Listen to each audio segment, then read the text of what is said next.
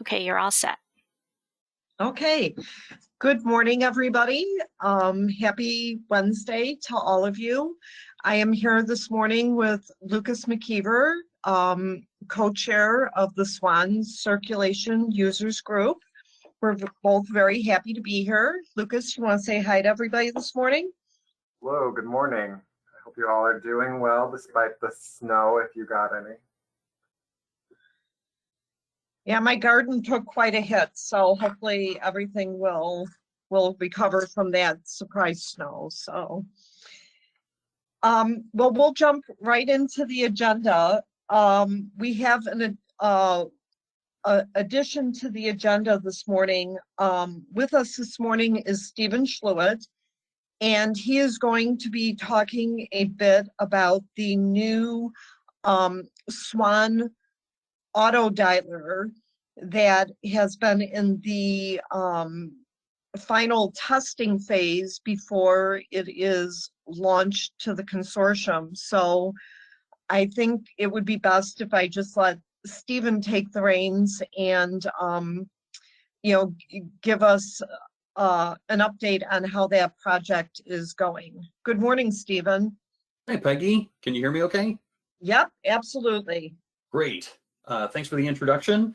And for anyone that attended Circ Advisory, I'll keep this kind of short. But to recap, we are replacing the SVA server, and that's the notice dialer that we use that specifically sends out patron phone notices. So it sends overdue notices and hold notices. We're replacing that with one that we're actually contracting with Unique Management Services.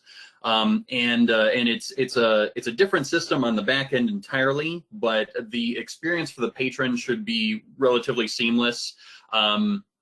I will say that I didn't do the recordings this time. They are the automated kind of robot voice, but they've done a really great job on making that sound fairly natural, and they've adjusted it a little bit, so it sounds pretty good so far. So to give an update on that, we are currently in the pilot phase for that replacement project. I'm actually piloting with Elmwood Park and Eisenhower. So Peggy and Lucas have been kind enough to volunteer themselves, their staff, and their patrons soon to move through the pilot.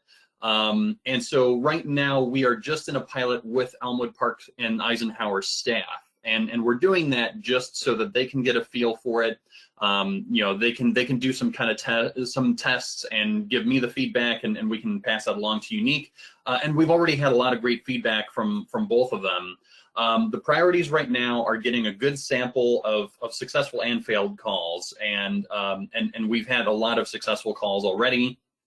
They're coming in really quickly. It's making calls far faster than SVA ever made calls before. So there are a lot of limitations that we don't have anymore with this new system, and that's been fantastic so far. We're also sampling a lot of pickup anywhere calls. Peggy is testing holds at Elmwood Park, and the other way around with Lucas. So we're getting a good idea of what that sounds like, if the patron kind of works with another library outside of their home library, and that's all working well so far as well.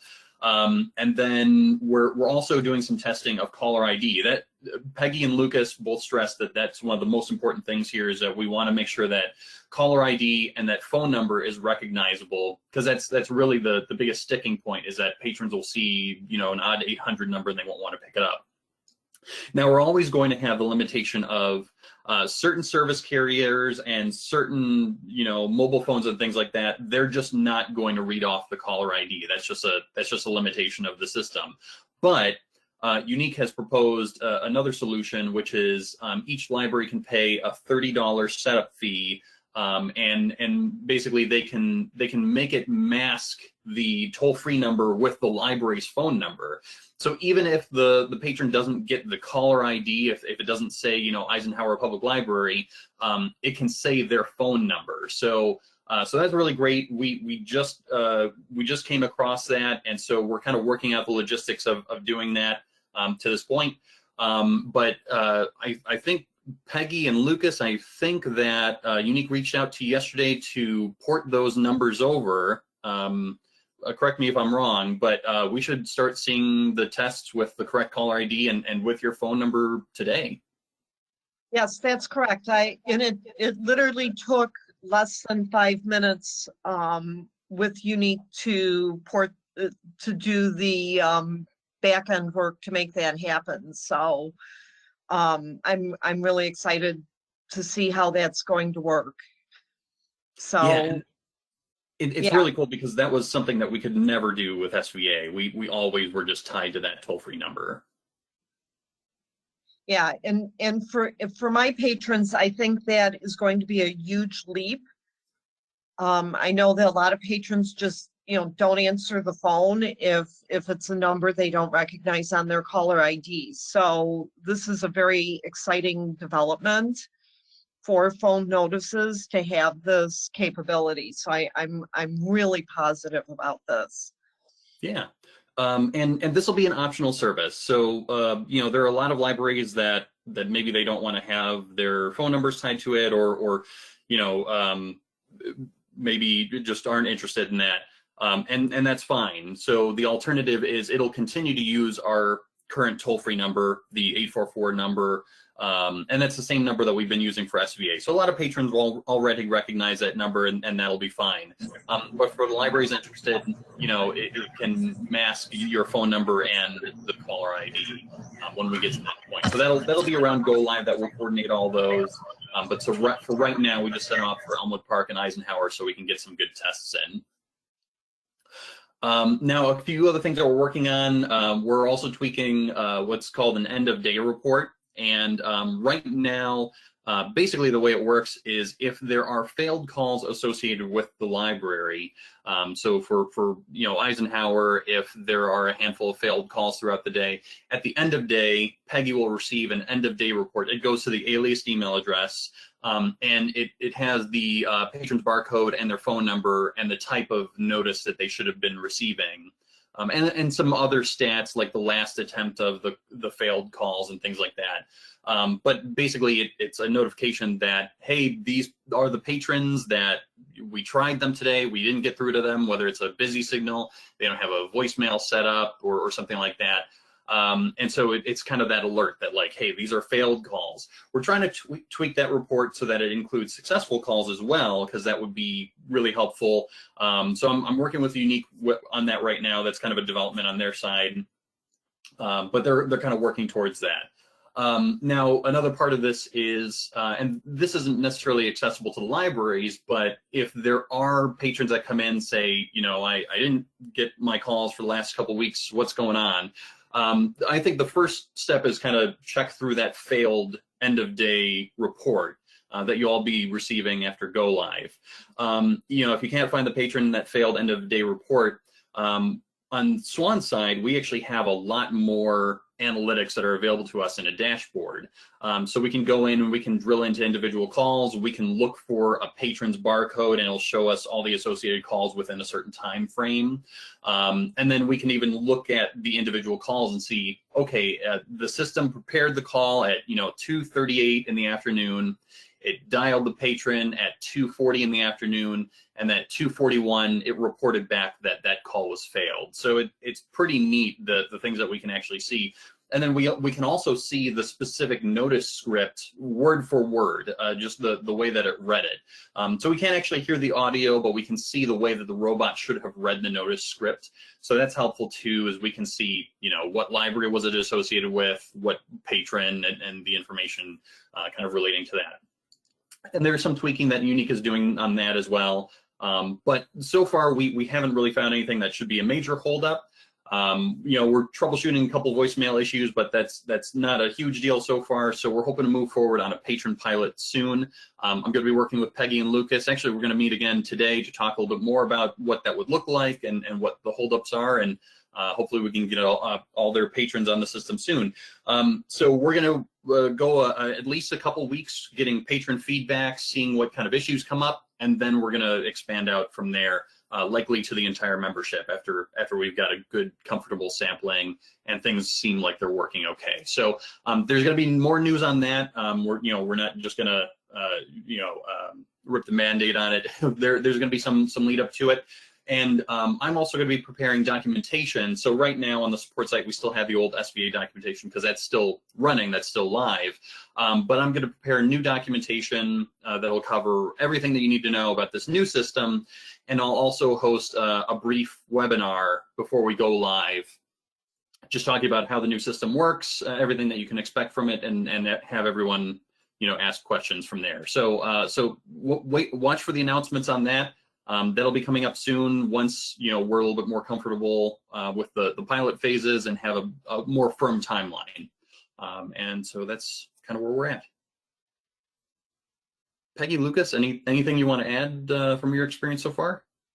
No, I think you gave a great overview, Stephen, and I can just say that in testing this new auto dialer, it has been really, really positive, and the staff at Eisenhower that's been involved in the testing has, the feedback they've given me has all been very positive. They've been very pleased with the notices they've received, and I'm very excited about some of the new functionality that's going to be available to me as a circulation manager. Being able to have that caller ID capability is a huge thing for me. I really think that's something patrons are going to appreciate.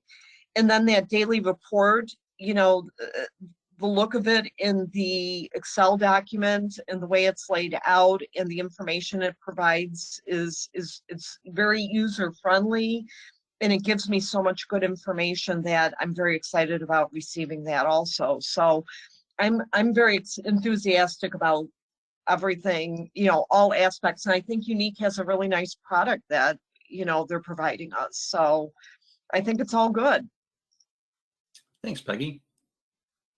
Yeah, I would echo that. I think one of the things that we noticed is that for the message to repeat twice, it still leaves the voicemail at about 1 minute and 10 seconds or so. So it's very quick. If you miss the first half for any reason, you're not waiting very long before you can hear it again.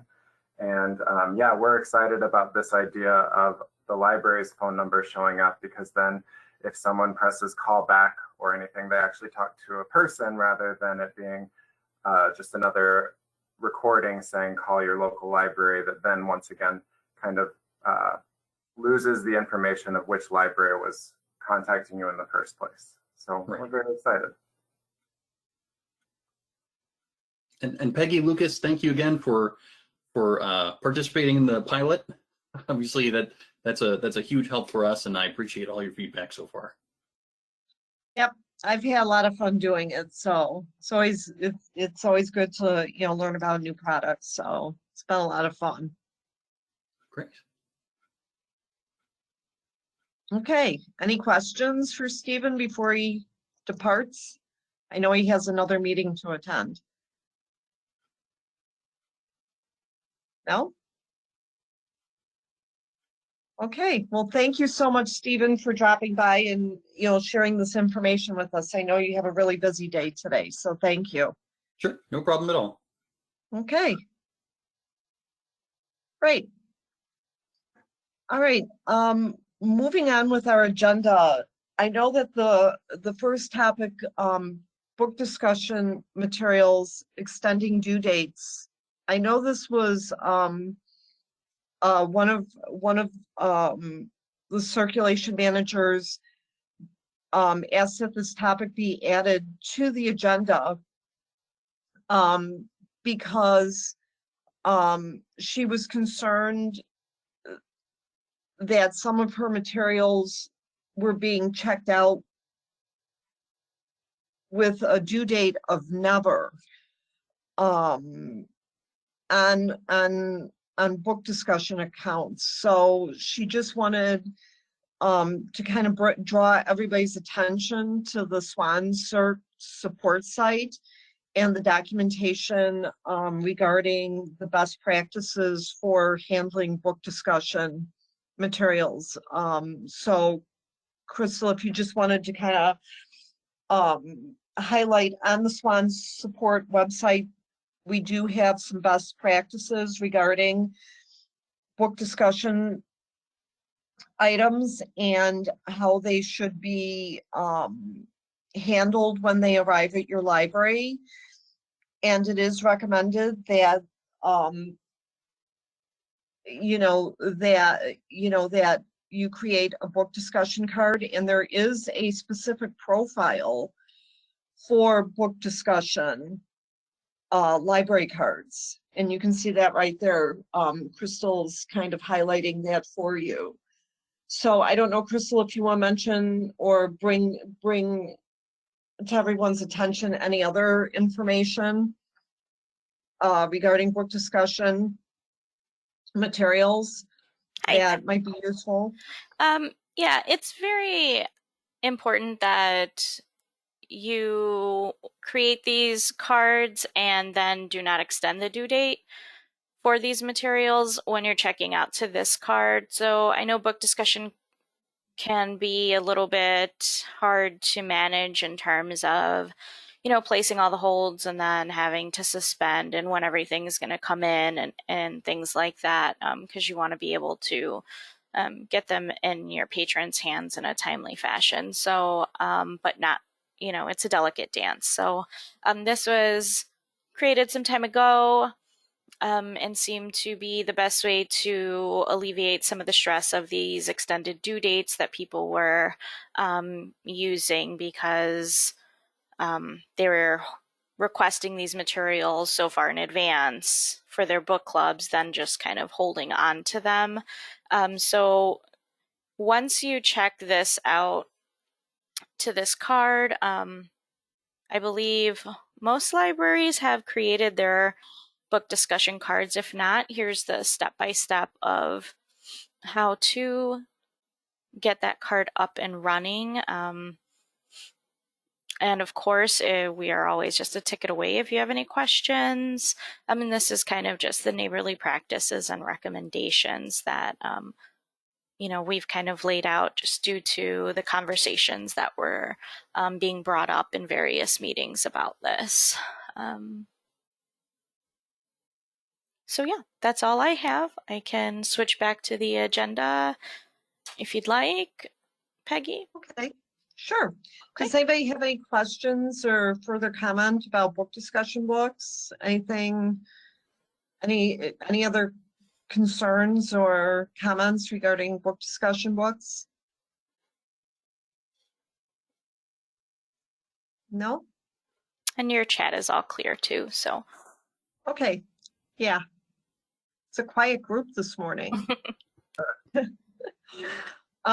Okay, well, if anybody thinks of anything, please put it in the chat. We'll make sure that, we can, we can discuss it, as the morning goes on. Crystal, would you like to talk about the Lost Card user cleanup project? Yes, thank you. So it has come to our attention when using the Lost Card Wizard and workflows, there's something that kind of transpires when using that wizard. What happens is a duplicate record is created with a user profile of Lost Card. So what Swan is going to be doing is running a monthly report, just pulling any of those users user profiles and just removing them from the database, just so that we're making sure that we're having a clean database. There aren't a whole lot of duplicate records just kind of showing up. So we just kind of wanted to make you all aware of that. A news post will go out about it. This won't really affect your statistics if you do use this wizard and keep track. So we're going to make sure that the cleanup project and this part is a little out of my wheelhouse, but a little more into Vicky's. But we'll make sure that we're running that so that we're not disturbing any statistical reports that you will have running or that you will pull from BCA. And Michael has worked on some new reports in BCA. So if you need those statistics, that'll be in the users or in the, I believe in the, gosh, what's it called? It'll be in the BCA reports if you're interested in that data. I'm not quite sure if any of you actually run reports like that, saying how many lost cards you use in a month, but we just wanted to make you aware this will kind of be another process that we're adding on to SWAN's duties on a monthly basis. If you do have any questions, feel free to contact us by putting in a ticket, and we will get you all the information and point you in the direction that you need. Are there any questions on that process or?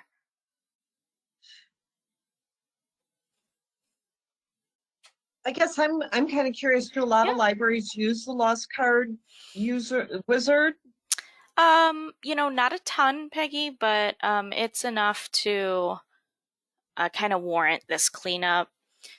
So more of our newer libraries have used it. So it's just kind of each library kind of, makes their own decision on that. It wasn't something that we wanted to eliminate if, you have been using it and it is easy to use. We just have to make sure that our processes, the process of what this wizard actually does in creating a duplicate user, those users aren't being brought up and used. So. Okay, I see that Rebecca says she uses it when a patron brings in an older card and their newer card is in workflows. Mm-hmm. Okay, thanks, Rebecca. And Jerry says, oh, okay, she's thanking Vicki. Okay. Any other questions about the lost card user cleanup project? I'm not seeing too much in chat. No, quiet morning. Mm-hmm. All right, I'm interested to hear about the patron purge. Yes, I will hand the reins over to Vicki for that one. Okay, Vicki. You're up. Good morning, everyone. This is my favorite topic. Well, one of my favorite topics. I seem to have a lot of favorite topics in SWAN lately. Find free libraries and always, always, always clean up. So we were not able to do our patron purge this year. I shouldn't say we weren't able to. We chose not to do it due to our patrons' inability to come to libraries in the recent year. We decided to kind of put that off because we wanted to make sure that all of your patrons continue to have access, especially to e-resources while libraries were closed. So we have gotten together and we are getting ready to do our purge for this year. It'll still look at the criteria that it would have looked at in January. But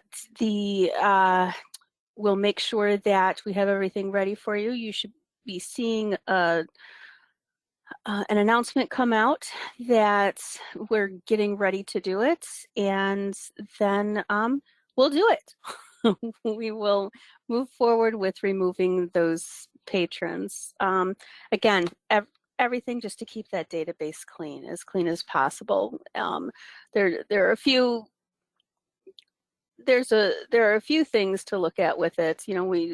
For one thing, just having those older records that patrons just aren't using them, it's better to keep that cleaned up, and it's also better to make sure that it's not a security risk as well. We've got a lot of patron information and their personal information in those records. So if it's just sitting around and they're not using their card, then it's better for us just to remove that from the database. Are you all excited that the patron purge is, excuse me, patron record purge? I don't want to purge any patrons. You're all excited that it's finally coming? Well, it is spring cleaning time, Vicki, so it is Yes, apropos. it is. I do have a question. Have you guys purged any CPL, like any RBP records lately? We remove those on a monthly basis. Do you? Okay, and I ask because I've had some CPL patrons come in recently and their car, and what criteria do you use when you remove those records on a monthly basis? I believe that is 1 year as well. I'd have, oh, there Okay. you go. See, John's in there for us. They're inactive 1 year. Okay. So regardless of the expiration, and really there shouldn't be any that expire past inactive 1 year, because we should never be putting an expiration date greater than 1 year in that in those records. So if they're inactive 1 year, then they get removed. One of the things that you should be on the lookout as well for is if there are CPL patrons that are non-SWAN reciprocal borrowers as well. If you have been reimbursed for items that they have not returned, once we get that billing taken care of with the non-SWAN library, we remove their accounts from SWAN. This ensures that the patron's not paying twice. So then what will happen is if the patron comes in and tries to use their library card at any library, of course, you'll be verifying at the home library, and they'll be able to tell you, no, this patron still hasn't cleared up what we had to reimburse to you. Yeah, that's good to know.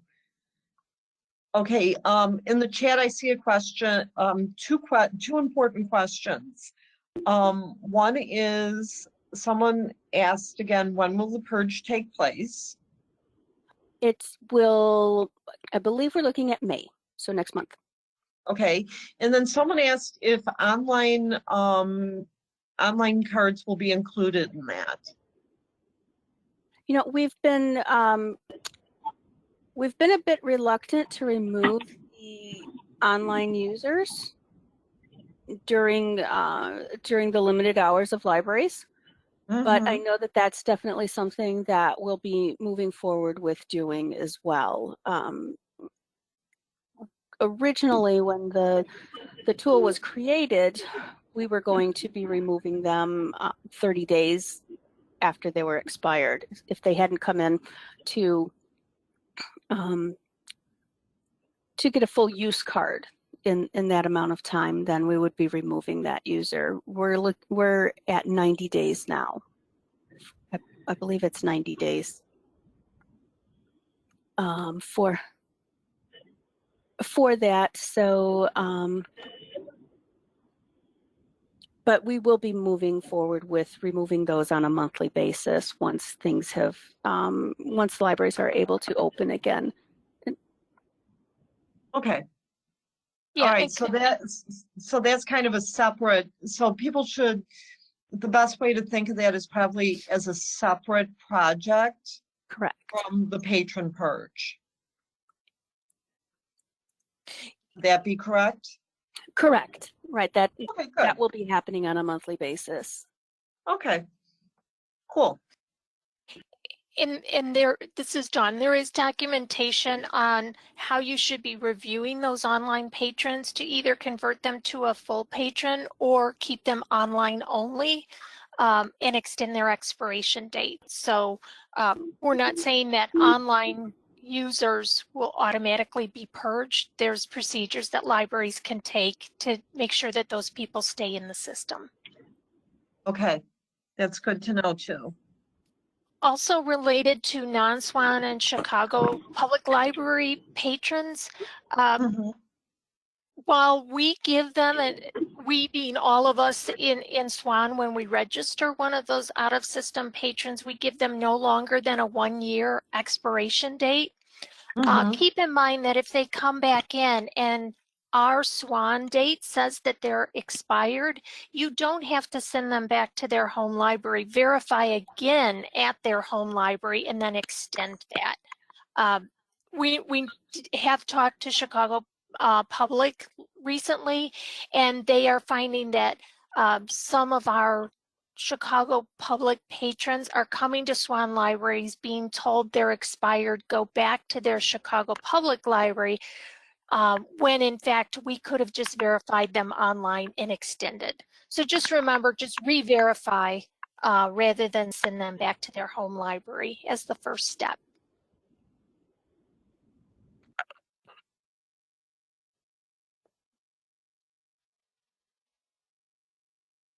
Okay. Thank Any you. other questions regarding the patron purge and our spring cleanup in the SWAN database? Anything else? Okay. All right. Lucas, you want to take the next two topics? Sure. Okay. So I just wanted to check in with people and see, with quarantine, now that Rails is eliminating the requirement for quarantine, what are people planning to do at their own libraries? I feel like a lot of threads have been happening with this topic, and it seems like many people are moving towards the no quarantine, but I just wanted to check in with people here.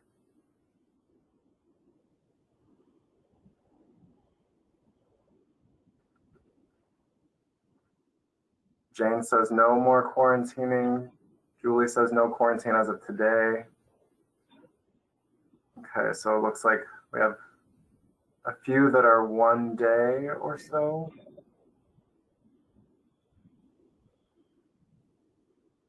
Yeah, mostly no quarantine. You know what? I know this is like off the cuff, but this is really very interesting information. Dawn, are we able to do a poll? We aren't here, but we'll put a poll in Fireside next Tuesday. Could you? Because this would be great information for for libraries that maybe are still quarantining, to know like where they are in relation to other libraries within SWAN in terms of their quarantine periods. So would that be possible at the Fireside next week? Definitely. Got it on my notes to add. Yeah, so that, maybe libraries can just kind of, have that perspective of if they are quarantined, to know like what their other consortial members are doing. That would be I think, very helpful information. Because it seems like overwhelmingly a lot of libraries are quarantining for 24 hours or not at all. So for people that are still quarantining, do you have a plan towards no quarantine, or are you still just at where you're at and waiting to make the decision later? Because I feel like I've seen a lot of people talking about like phased plans. And so here at Elmwood Park, we actually are currently at 3. We're moving to 24 hours on May 10th. And then by June 10th, we're planning on doing away with quarantine completely. So I didn't know if other people that have quarantine still have it mapped out of when they won't or when they'll reduce.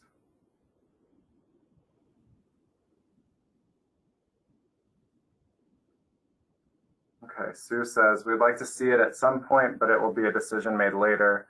My staff is concerned with an item coming potentially straight from a COVID household. Another person says patrons are still a little nervous, so easing them into none. And then Laura, probably ending 1-day quarantine sometime this summer. Yeah, I think one of the things that we are doing at Elmwood Park is we're trying to not make it a big announcement when quarantine is reduced or going away, because we don't want to send the wrong message when so many things are opening up, but our numbers are still high as far as positivity rate. We don't want to send more information out that kind of makes it seem like everything is back to normal. And we also just know that there are certain things, like we're closed on Sundays. So if we say 3 days, some days it's 4 days. And technically to do a full 3 days, you discharge it that fourth morning. And so we've been trying to more so focus on quarantining items without any context so that it's not as confusing or sending mixed messages.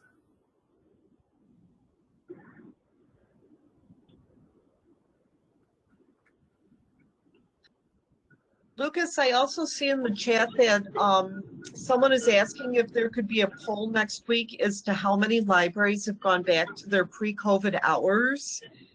And Dawn, that's something I would also be very interested in learning. So just a little more feedback. We will add that. Wonderful. Thank you so, so much. And then there's another comment in the chat that Julie says we polled the staff before making the decision not to quarantine, and only 2 were concerned, but they both realized that their discomfort was unrealistic according to the science, and was something that each needed to deal with. And another participant said, we did the same thing here regarding messaging about quarantine. We did want to advertise the change.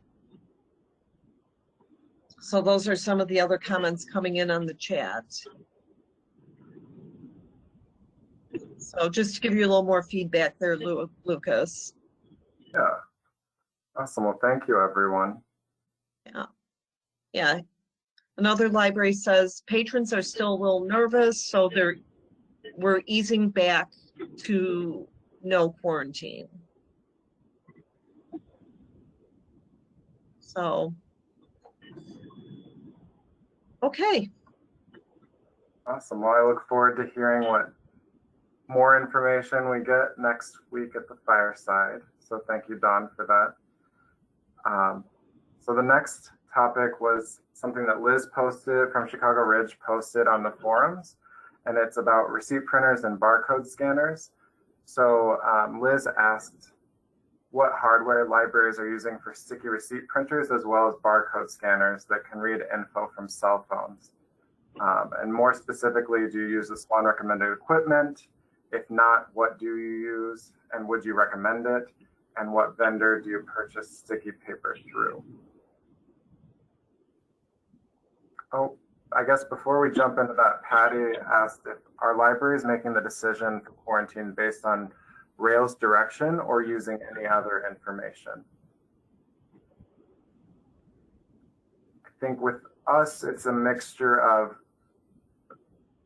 the realm study, but then also looking at Rails and how they are interpreting it, because I think if we have something inconsistent where we're quarantining our own items, but then they're not quarantined in the bins, then it kind of sets us up to then quarantine things that are in bins. And so it's hard to separate them out from each other. I think it all kind of joined into the conversation, at least at Elmwood Park.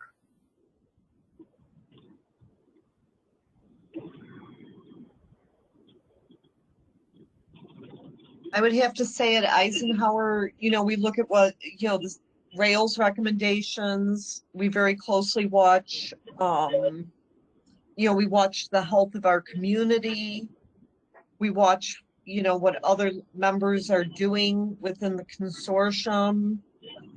We look at the CDC recommendations. So, we look at a number of different metrics. And then, as a management team, we talk and discuss and collaborate as we make decisions, moving through each step of the pandemic. So, it's kind of a, we take several different sources of information and use that information to make our final decision as we've been, quarantining throughout this entire process.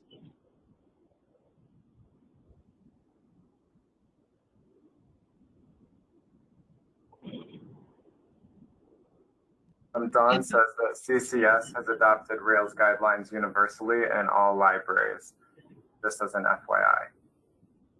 That's interesting.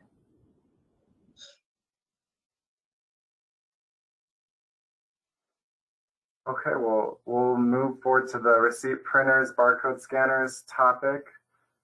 Does anyone have any feedback for Liz about what they use? Dawn gave us a link to the Swan recommended hardware, so thank you for that, Dawn. Rebecca Bartlett says we use the Epson receipt printers. We're no longer using the sticky paper or rubber bands, just placing the whole slip in the book like a bookmark.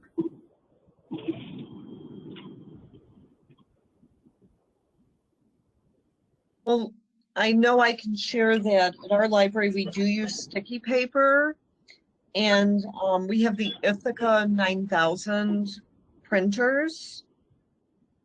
And, you know, for us, we do like our sticky paper, even though it is expensive. You know, it's not an inexpensive, you know, it's not an inexpensive product, but it does help us keep a very neat and organized hold shelf. You know, we do keep all our hold items behind the desk, but we do have a couple hundred items at any given time on our hold shelf. So we do like, you know, having the re-stick paper on the spines in order to keep everything very neat and organized. And, you know, we do like our Ithaca printers. They're real workhorses. They're easy to use for everyone. So, you know, just to give a little feedback, you know, that's what's worked well for us. But the sticky paper isn't cheap. I do, you know, admittedly.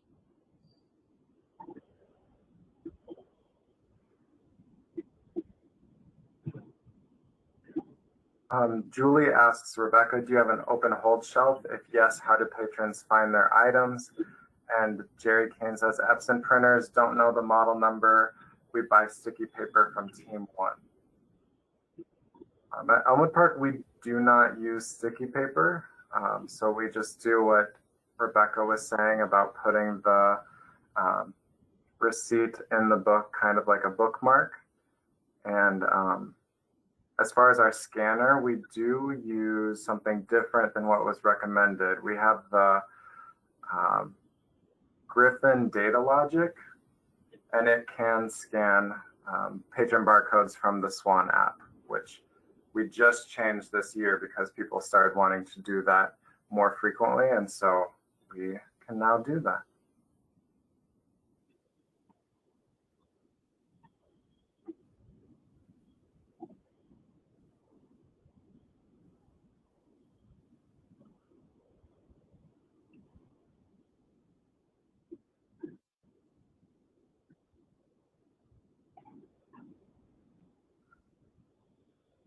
I think we could probably move forward because I'm guessing Rebecca asks later about people's setup for their hold shelves. So maybe we'll get to that. Oh, Rebecca says, Julie, we are bringing back open holds in May.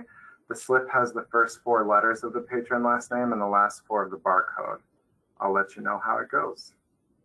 Thank you, Rebecca. And Lucas, Sarah Marshall asks a question. For libraries who use sticky paper for holds, do you have a dedicated station for processing holds? Or does CERC process at their stations at the desk and change out between sticky and regular paper when going between holds and checkout? Between holds and checkout, you see. And I can tell you, Sarah, our library, we're very, very fortunate that that at several of our workstations, we have both printers at the workstation.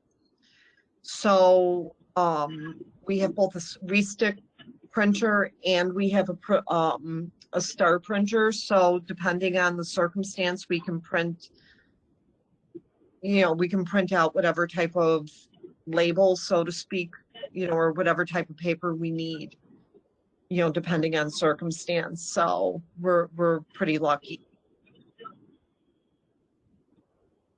So, And then Vicky's making a comment that workflows can be set to print receipts, print receipts to the receipt printer and hold wrappers to the restick printer. Nice. Dana Wait. says St. Charles, we use sticky paper for checkout and holds and process at any station. What were you going to say, Peggy? Ian also has a comment in the chat that, as a quick note for scanners, if scanning a mobile phone is a desired feature, look for a scanner marketed as an imager.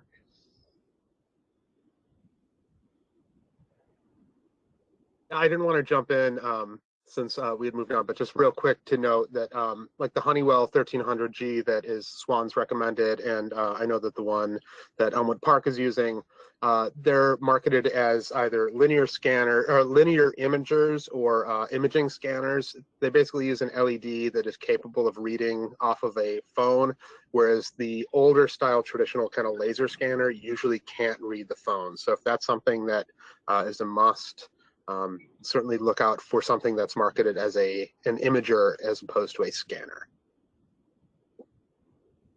Awesome.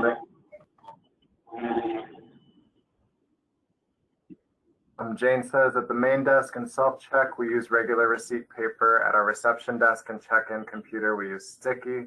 We often check out at the reception desk and check out too.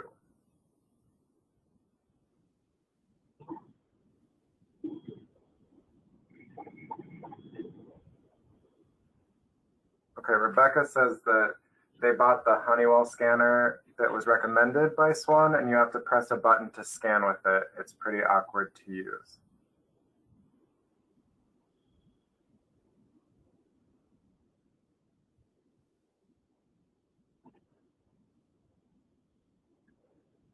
Oh, and there may be a setting that changes that. So I'm glad you brought that up, Rebecca.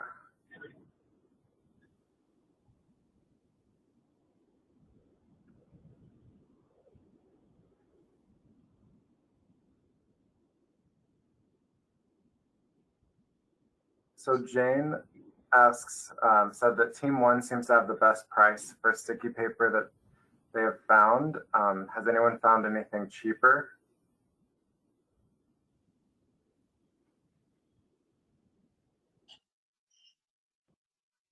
I know that I use Basescan Technologies, but I'm going to have to do some comparison pricing with Team One and see which is cheaper now.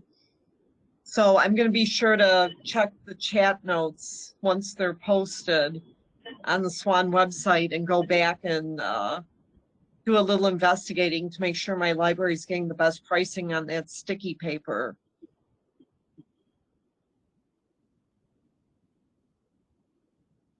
Because we do go through a lot of it.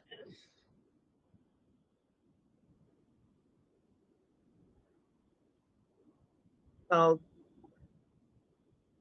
Dane says it's $10.99 at Team One. I'll have to go back and look at my invoice and see what I'm paying per roll. So thanks, Jane. That's good information to have. So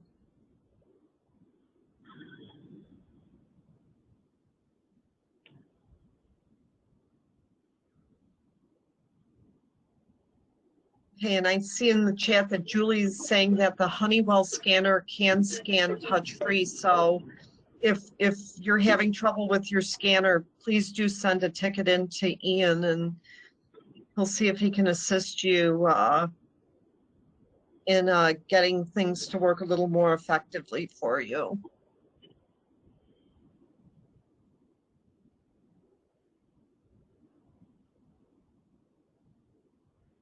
Okay.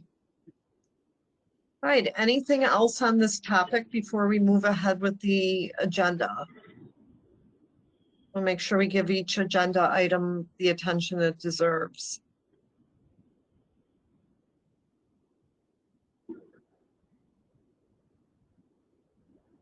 Okay, and Jerry's saying we may use different restick than Jane, but we pay less than $7 per roll from team 1. Okay. All right. I have to do some comparison shopping out there for my V-stick paper and see what I'm paying. All right, let's move on in the agenda and talk a little bit about fine free. I'll be honest, I don't remember who brought this topic forth. But I know it was asked with Swan moving away from the fine free for now setup as of September 1st. It was asked what people's plans are for that transition. You know, for instance, what marketing perhaps are you going to do to prepare patrons for this? And are any libraries that had fines before thinking of becoming fine-free indefinitely? So I believe this was on the community forums. So does anybody, you know, how are circulation departments preparing patrons for this? Any thoughts? Anybody want to chime in or unmute yourself and kind of talk about what your library might be doing to prepare patrons? Carla says that Geneva has gone fine free a few months ago. No announcement to patrons. Okay. So Carla, you're just gonna kind of stay fine free and just kind of. Yep. Just if people, you know, are concerned about fines, we say, oh, we're fine free. And some of them look surprised. Some of them are just say, great. We're going to contact Swan and get info, and we're going to wipe people's accounts if it's not lost or damaged. That's fantastic. As a library who's been fine free for several years, it just makes things so much more positive at your library services desk. So I think you're going to really enjoy being a fine free library. Yeah, we love it. We don't even have a cash register. We do have, I guess, credit card scanners at checkout, which frankly I didn't even know about until yesterday. We've just been telling people if they, you know, lost or damaged a thing and there's a fine on their account, they can pay at the self-check or they can pay online at home, and it's worked fine. It just really changes the whole dynamic of transactions at the library, you know, at the checkout station. You know, you're just not arguing with patrons over a 40-cent fine anymore. You know, it's just such a different experience. I really enjoy it. Yeah, currently we do have some frustration because people hate to see that they have that 40-cent fine and they're not able to pay it. But, you know, once we've wiped those, everyone should be happy. Yeah. Congratulations. I'm really happy for you guys. Thanks. Yeah, Sue says, we are thinking of going fine free, but we are trying to put our thoughts together first. Sue just started at Calumet City, so they were not aware of when Swan was going to move away from fine free for now. So good to know. Julie says, planning to go fine free forever shortly. Peer pressure, you know. It's a tough thing, right? Sue says we are going fine free forever as of July 1st. And Karen says that Palos Heights announced fine free during National Library Week and announced it to community through our newsletter, social media, local TV, newspaper, and sending postcards to homes. And Laura says we went fine free at Flossmoor in May 2020. That's awesome. Karen, I like your marketing campaign for it. That's awesome. And Vicki shared the link for the documentation of fine free configuration from the Swan site. So thank you, Vicki.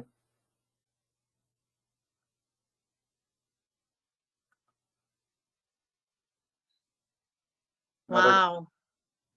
Participants said they went free January 1st, and it was well received, messaging through newsletter, newspaper, and also curbside flyers. Linda says we have been fine-free for a few years with the exception of hotspots, which is a challenge. Nice. Well, yeah. I don't know that you need it to be at the next fireside, Dawn, since we've already asked for multiple polls, but I would love to kind of see or know the difference of fine-free pre-pandemic versus post. That's a really interesting thing to, or I would think. Ah, it's there. There's no need for a poll. We could maybe show that in a little more pizzazzy graph. So I've got that on our list to do for Fireside too. Okay. And so with this process, is there anything that you would all want to know if there's an intention for going fine-free?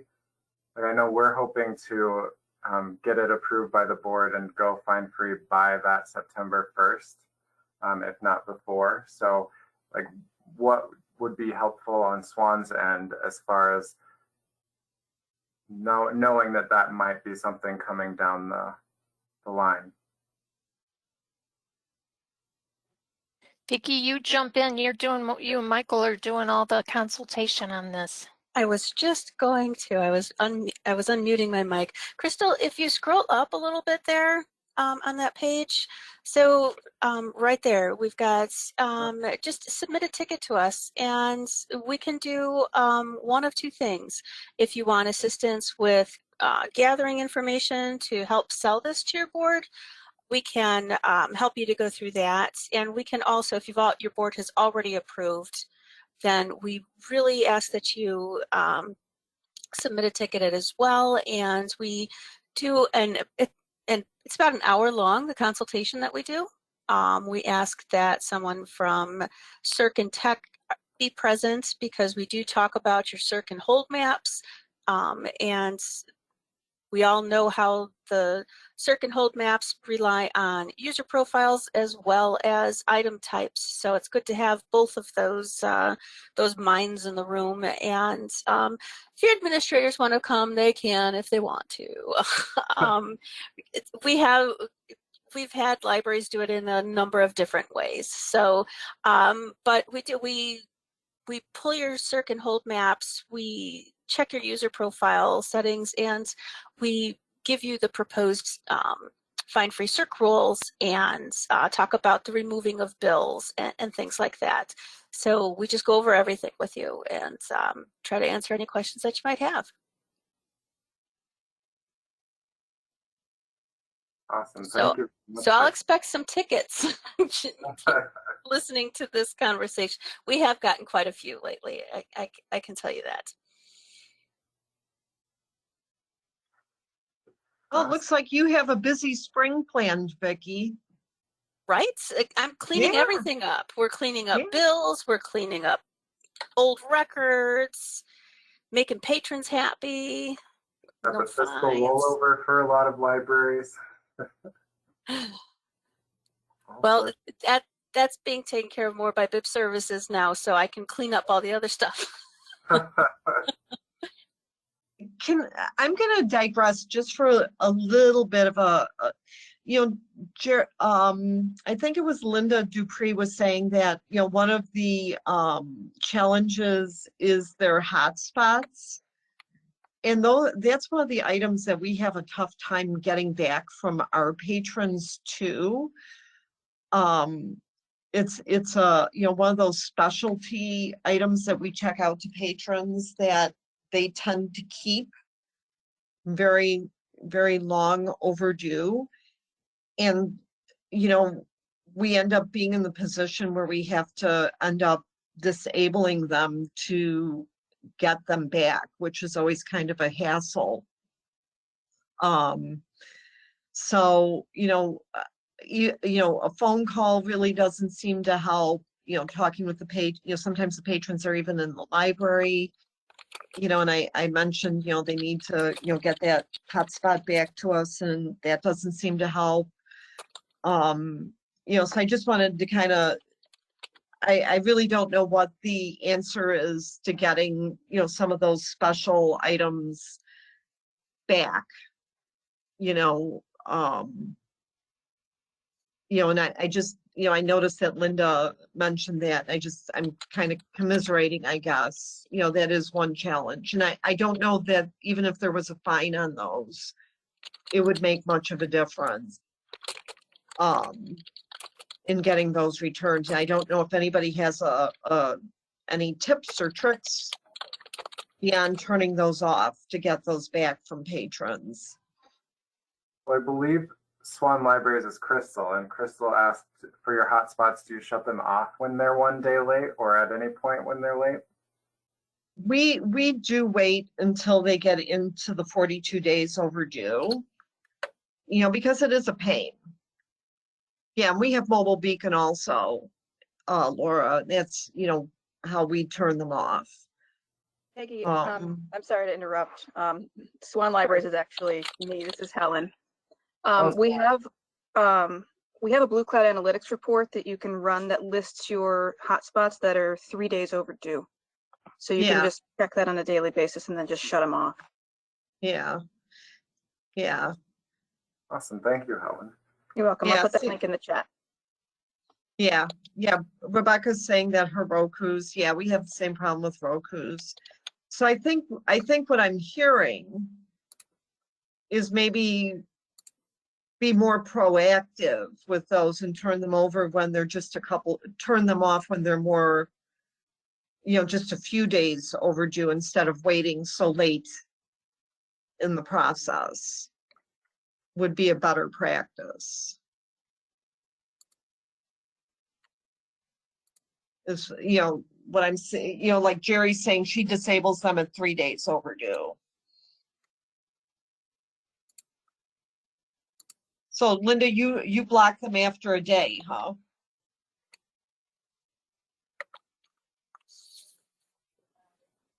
Okay. Yeah, so maybe we might have to, okay, and Helen, I'm definitely going to take advantage of that report. And I guess I'm going to have to get a little more aggressive with turning them off. Okay. I can see. Yeah, I've probably been way too generous with people. All right, thank you.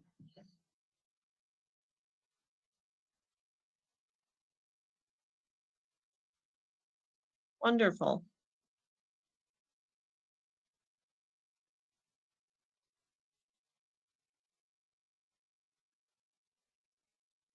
Okay, Dawn is saying may want to consider immediate as an automatic tap on the shoulder. People learn quickly the results of not returning things. Yeah. Yeah, I hear you. Yeah, you always want to think the best of people, but sometimes, I guess you have to.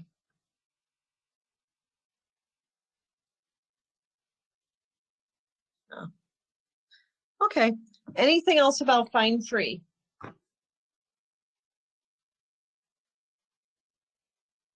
Okay.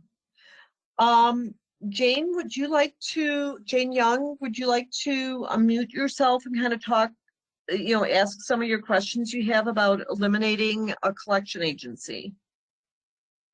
Hi, yes, thanks. So I did request a few questions, but obviously we've never done this, so I don't even know where to begin. So if anybody out there can give me some advice and what your processes are, I would appreciate it.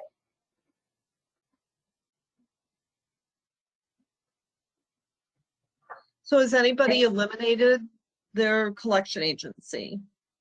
And if so, what was your process?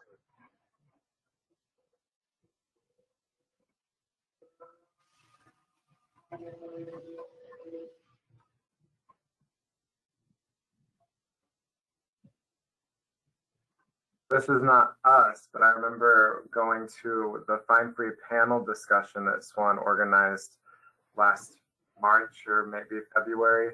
And Chicago Public Library had I know they're a different entity altogether, but they just were very upfront about, they just block the account.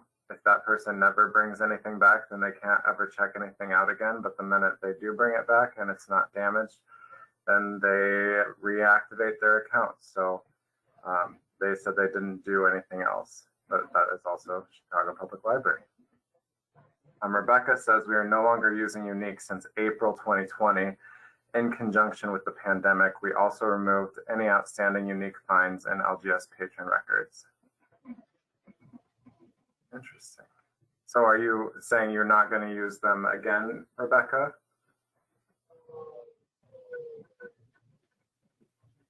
No longer using them, okay. Rebecca, would it be okay if I contact you for more information on, like, do you send, you know, letters through the mail? Because my concern is if patrons are already getting notices, so if they're not paying attention to their, you know, voicemail, email, phone notices, why are they going to respond to a postal notice?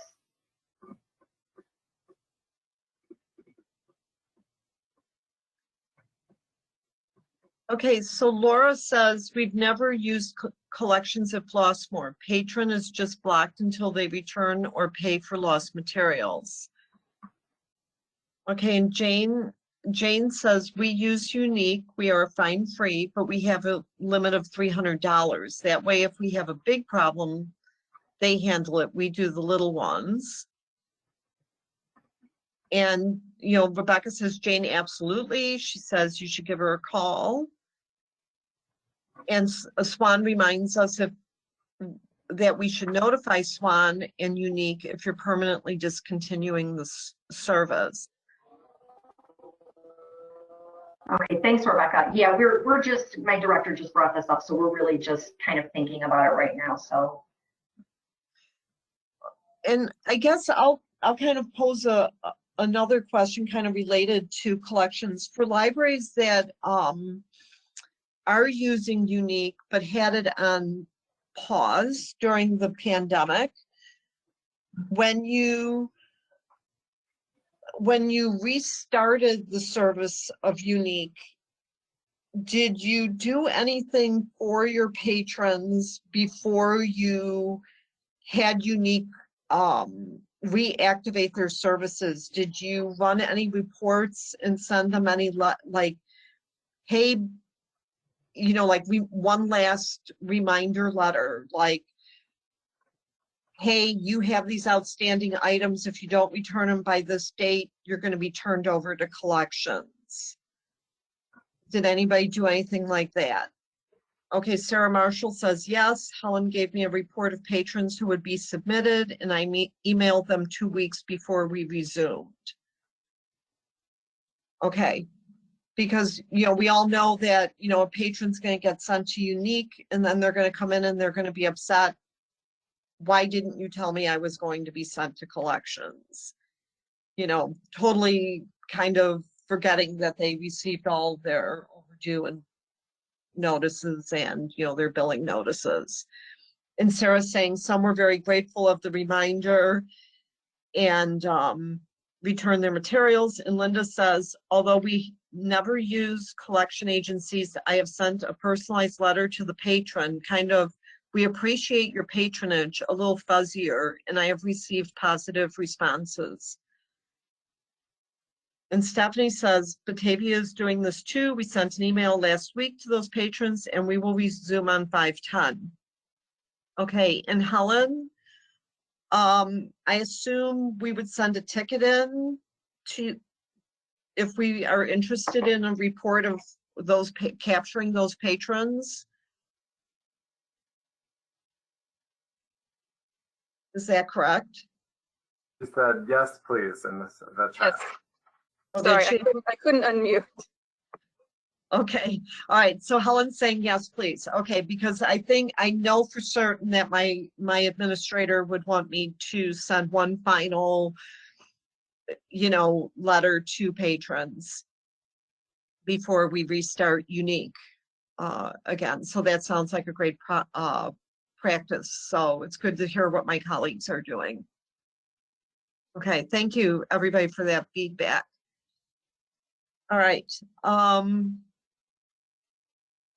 Any more questions regarding this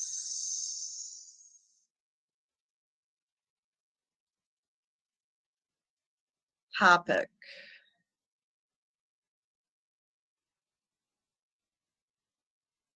And I know that Jane, you'll be getting in touch with Rebecca LaGrange, and hopefully the two of you can kind of have some good conversations. So that'll be great. Okay, Rebecca, do you want to unmute yourself, or do you want me to just kind of talk about your hold shelf question? Let me know if you can hear me. Yeah, we can hear you just fine. Okay, great. I'm on a different computer than I usually use. For added patron privacy, we are actually setting the books down on the hold shelves with the bookmark of the hold slip. And I was just interested to find out if other libraries, I know that we're not going to be using the sticky paper anymore, but especially for libraries that are using open holds, we're going back to open holds in May, and we're just trying to do different ways to keep the patrons' materials private. Like I said, we're kind of setting the book down on its spine, and then, when all the books are together on the shelf, you can't really see what the title is. And we're only putting the first 4 of the last name and then the last 4 of the barcode. So I'm just a little bit concerned at this point that people are going to be picking up, if somebody has a very similar name. I know we had a situation a couple of weeks ago where, we had 2 patrons who had almost identical last names and almost identical barcode numbers. So I was just interested to see how other libraries are doing, especially with the open holds.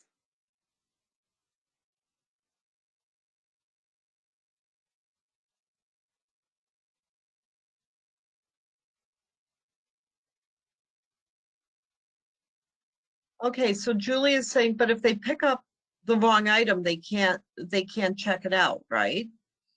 Yes, that's correct. It's just frustrating for them to walk all the way over to the self-check and then have to come all the way back to the desk. So does anybody have a hold shelf that they're really in love with, that they can give Rebecca some good best practices? Okay, Carla says we are back to having holds in the lobby as well as the drive-through.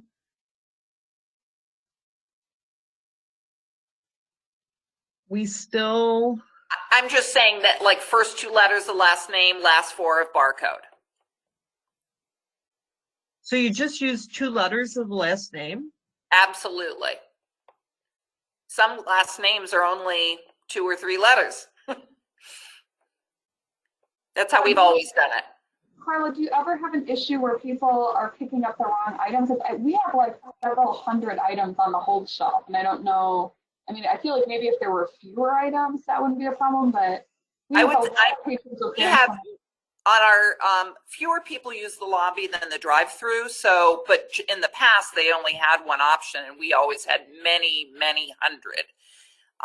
And we have 1 or 2, like one staff member has a patron who has the same number, but generally, that you're not interested in science, or knitting or whatever.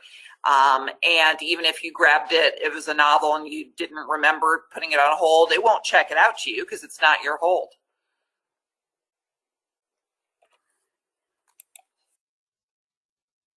Yeah, that makes sense. I think for us, it's just more the organizing on the shelf. If we have several hundred on the shelf, I don't know if having just the 2 letters would be sufficient. We also have 2 patrons that we actually have 3 patrons that are named Elizabeth Fisher that are LaGrange. I know we're always like looking. And a lot of times, I think for us, what we're really trying to do is get patrons back in the habit of bringing their cards. They absolutely have not been bringing their cards to the library as we do curbside pickup. So I think that's just a matter of educating the patrons that they have to bring their library cards, because they're just not doing that now.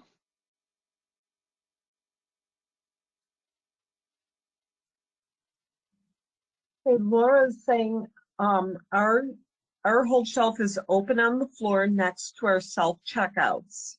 We do use re-stick paper on the spines. And Dana is saying we use sticky wrappers and wrap the spine for privacy. We use the first 2 letters of the last name and the last 5 digits of the library card number.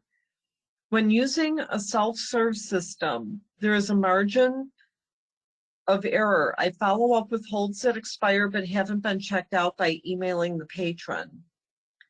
Correction, follow up with missing holds that haven't been checked out.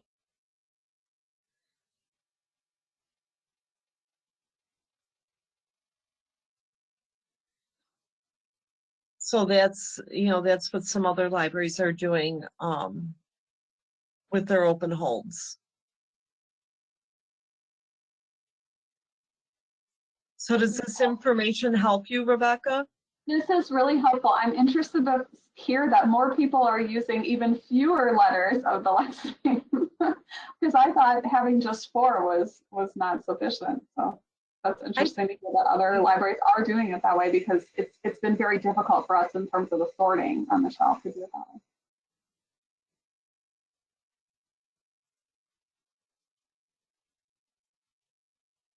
We have a lot of patrons too who are like D apostrophe, and that's what you get. That's considered 2 characters, so it would just be D apostrophe. Yeah, that's a challenge. I've definitely looked into going back to doing the whole last name, but again, we're concerned about patron privacy. So. Do you have a problem? Do you have a problem with, like, what if you have like in my community, like I live in this community and I have 6 family members in my household. My mother-in-law lives in this community. My brother-in-law lives in this community. And there's a bit of, if we were to have an open hold shelf, all of my family would have like the same start to that last name. Do you know what I mean? And I just worry about the I'm not sure I would want all of my family see, like guarding the privacy on the open hold shelf could be a bit of a challenge. So how do you ensure that? Or do you not, I know one library said that they kind of wrap the books with paper. But how do you? I think you're bringing up a couple points. Like if you were TOMZ, I mean, again, you're going to have to we have to start getting everyone to bring their card again, which they haven't been doing. But yeah, we have a father and son in LaGrange that have the absolutely identical names. In fact, I think they have the same middle initial. So we're always going back and forth, and we have told them you have to bring your library card. We can't figure out who you are other than looking at. I mean, I don't know how old you are. So yeah, that's been an issue for people with very similar names.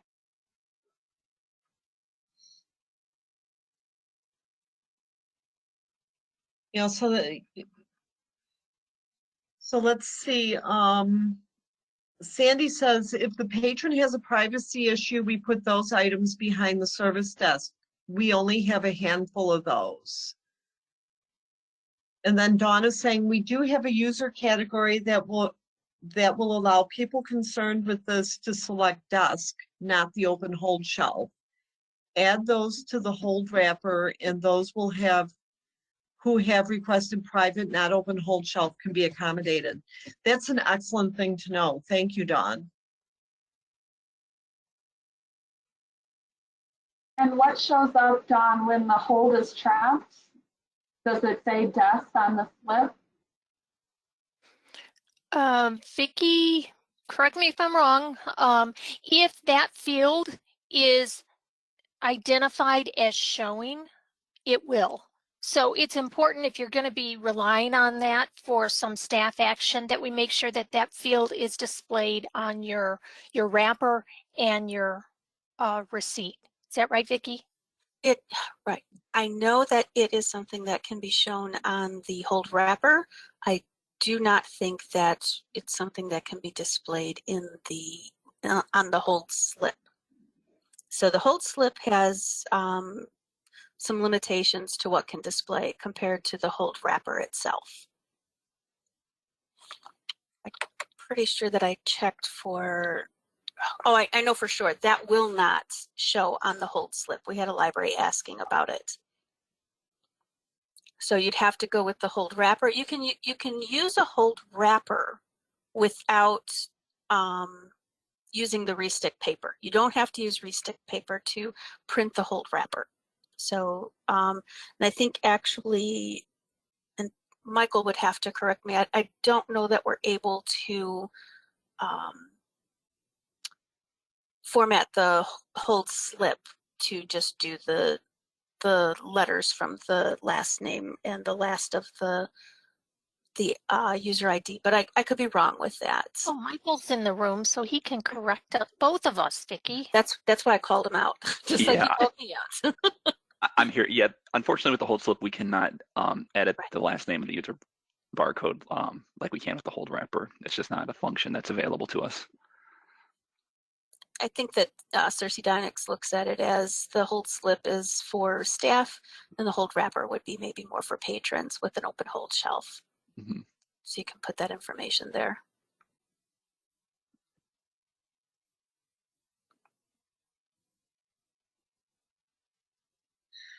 Okay, and then Carla says our holds say desk or drive up.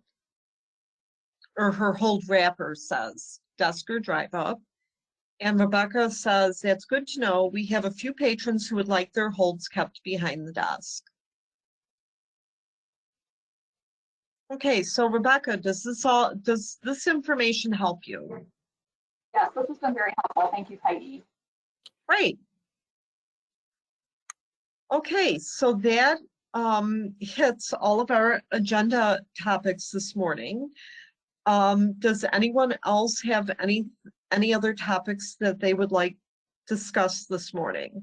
Or Lucas, do you have anything else that we need to explore this morning before we adjourn the meeting? I don't personally have anything, but yeah, does anyone else have something? If I could ask one last question for Rebecca. I know you said that you're planning on using the hold slip / wrapper, the receipt paper, as like a bookmark. What are you planning on doing with DVDs and games and CDs, things like that, where non-book? Yeah, so for any of the AV items or any of the circulating equipment, we're just going to continue to either use a tape, like we tape the hold slip to the tag that it has for the circuit equipment, and we'll just continue to use the rubber band as we have been for the AV items. Anything that we think we can't slip it in like a bookmark. It actually works okay with the DVD. It's just more like the playaways or other things that don't quite lend themselves to putting the slip in that way. Okay. As a LaGrange patron, I'm curious too, but I'm worried about how close they are together and having to thumb through all those receipts when I'm looking for something. So that's my concern, but that's personal, and I can follow up with you later. Yeah, we're kind of experimenting around. We're just starting this for the first time, like today. So. Okay. Thanks for letting me hike in there.